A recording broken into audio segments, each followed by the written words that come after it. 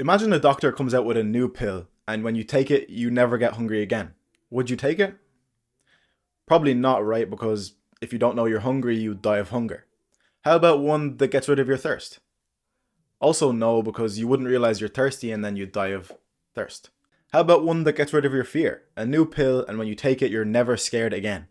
Well, maybe also no, because then if your friend dared you to jump off a building, you'd do it and you'd die because you wouldn't be scared of doing it. When you look at it this way, you can see that hunger, thirst, and fear all serve a purpose. So, what about boredom? If those three all have a reason for existing, then there must be some reason why humans get bored. The reason this video will change your perspective and get you ahead of 99% of people is because of new technology. No one is bored anymore, and that's important. This video will explain why. The main cause for arguments in my household when I was growing up was that I spent too much time on my laptop. I would come home from school and on weekends literally just wake up and just go on my laptop and I would play Minecraft or whatever I was playing for most of the hours during the day. And my dad used to come in so angry and on multiple occasions even broke my laptop. That's how angry he was. Because from his perspective, I was just wasting my time. And looking back, he was right and I am grateful. What we find fun or interesting is relative. I remember when I used to have cereal for breakfast just before school. I'd wake up and I'd get dressed and then I'd go have my cereal in the kitchen.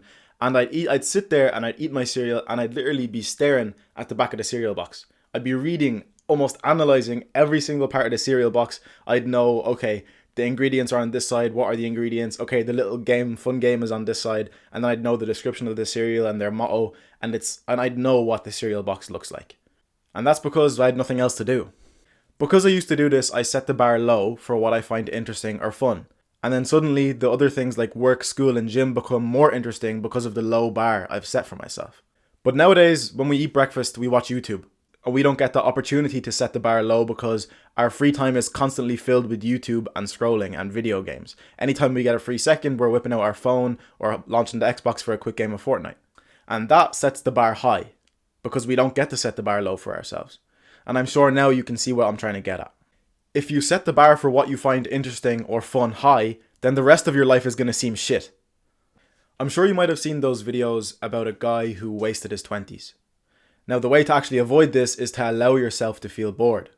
You will realize what the hell you actually want to do with your life. Realize the path you want to take and the goals that you want to achieve. You need to be bored. You need to sit in your boredom and embrace it. Have you ever noticed that prisoners are always jacked when they come out of prison? When they go to prison, why do they suddenly start working out every day? Because they have nothing else to do. Your mind always wants to be doing stuff. It hates when you're still and doing nothing. But the thing is, when you go to do something, it's going to choose the path of least resistance. That's why, when you're trying to choose something to do, most of the time you're going to choose your phone over doing something else because it's easier just to whip out your phone and your brain is choosing that as the easiest path. So it takes energy and effort to choose something like the gym over Fortnite. But if your only option is the gym, then that's what you are going to choose. That's why prisoners get so jacked, because if they didn't work out, they'd be bored, and the mind hates being still. Use the boredom as motivation to actually do good stuff.